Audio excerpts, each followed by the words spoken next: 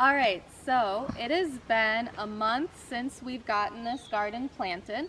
We started out by cutting out all the sod, adding compost, doing a little broad forking, and then we put our plants in the first week in June. And so now it's the first week in July, and these plants have grown amazingly. And we are just so thrilled and excited to show you the gardens today and what we have growing. So we're going to take you on a little tour, and you'll hear from all of us about what we're growing here on this mini homestead. So if you want to come follow me. This first is the flower bed. I've got a row of dahlias here, which I'm excited. They look really good. And then next to them I've got some other perennials. That's an astilbe. These are all mostly perennials in here, so they can handle the wood chip mulch. You'll notice that around the rest of our garden we mulched with straw around the annuals because the straw breaks down a lot faster. These peonies I got in here, yeah, they're looking a little toasted just because they got frosted after moving them here. But they'll bounce back great. They're planted a little bit close together, but the goal is not to keep them here long term. So this bed next to me is a winter squash bed with some summer squash in the middle, and then Napa cabbage. And I do have some flowers sprinkled in like the cosmos, and these are 2 peanut plants. All our garden beds that I'll be showing you today are companion plants. So these winter squash and the summer squash do really well together along with the cabbage. We've got Hubbard growing down here, and acorn, butternut, just all different varieties. And so you'll notice we planted our squash kind of on a hillside, so that the squash can grow down the hill and have all the space they need. We have a couple more summer squash varieties in the middle, and these are all other types of winter squash, again, companion plants. And beans. The beans are companions with the squash. We've got another random flower here, a couple cosmos. This will also help bring in the pollinators. And it looks like Nalin found our first flower on our bean plant. How beautiful. Good eye, Nalin. We've just started getting flowers on the squash plants, so it's really exciting to see them starting to flower. Again, we're just so amazed that these plants are growing so well just after a month of being planted. Yeah, and we've given them a couple applications of compost tea since they've been planted, our homemade. And yeah, the daylight hours are just really long here, so it's amazing. These plants get a lot of sun. It's light from about 4 a.m. to 10 p.m. here, so they're just happy and loving it.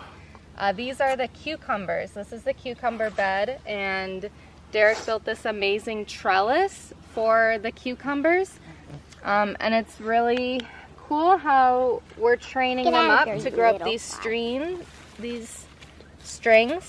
And you can see he pegged in just a little piece of a branch to tie the string around.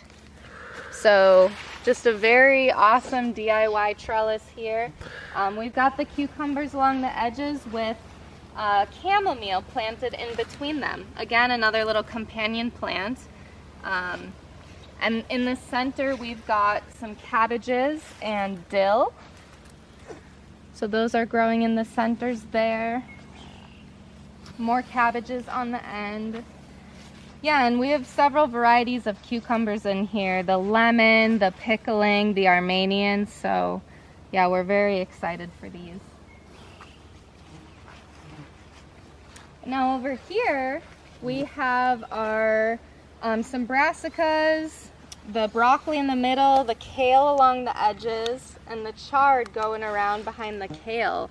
And then along the edge of the bed, that's also going to grow down the hillside, are melons. So we have a few different varieties of melons, with the watermelons being down on that end where the chard is. And you can see this nice little mat of the dandelion greens here. When dandelion greens are small like this, they're less bitter and they're especially good stir-fried. So we don't mind that the dandelion greens are filling in, and they're also helping as a living mulch for this bed. Again, these are all companions, the melons with the broccoli here. And now this bed that's under cover, you might be wondering what it is. I'm going to lift it up for you. Under here we have peppers and basil. I'm going to come right behind you. So I'll lift this all the way up. And I'm going to tell you my secret to growing amazing peppers. Peppers like to be hot, but they don't want full sun directly on them because it will burn their leaves and it will burn the fruits. So we get by putting these little wire frames up, and this is frost cloth, Agribond, or also called Rime. And this helps diffuse the sunlight a bit, plus keeps the peppers nice and warm. And these peppers were really tiny when we planted them. They were literally like less than an inch big, and they've just grown so well over this last month. So we're pretty stoked. Yeah, these peppers. Nalin's here. You want to talk about your peppers while holding a chicken? This is a little, what's that called? Purple Beauty. We got some peppers from a local greenhouse to start out with. Doing this method with the peppers is when they start flowering, you want to lift up the edges so that bees can come underneath and pollinate them. The basils and peppers, they are companions. So we've got our sweet basil here, and we've got tulsi, holy basil, over here. And the holy basil is a wonderful herb. These peppers were mulched with our rabbit poop, our rabbit droppings. This is really great to mulch directly on the soil with. So we mulch with their poop. Rabbit droppings. They give good nitrogen fertilizer. Do you want to talk about your garden, Nalin? Our rabbits are in here. Valentine and Rose. Thanks for your poop, bunnies, and being so cute. Alright, so here's Nalin's garden. You want to tell them what you've got going on? Do you have a strawberry? Ready. We're getting mint. Got chocolate mint. Got here. On the pine. Thyme. More thyme. On the end. Little purple and what do you get? Bee balm. Well, like happy pea. Very nice and big.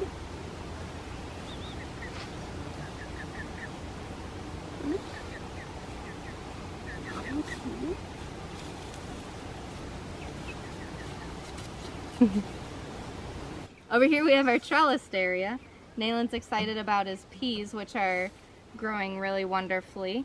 And we had direct sown carrots down here, along with lettuces and cucumbers. We already harvested a couple of the lettuces. They were starting to look like they were bolting. But again, all companions.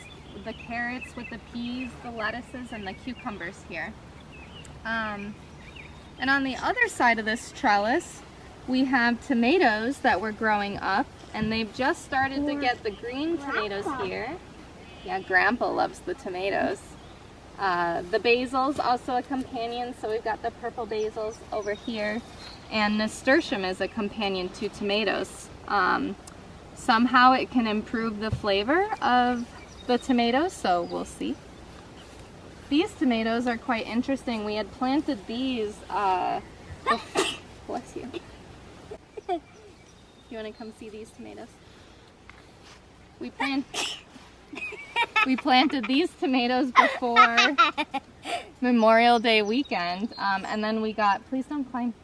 Oh, I like Please it. don't climb. I like it. We're gonna be all done.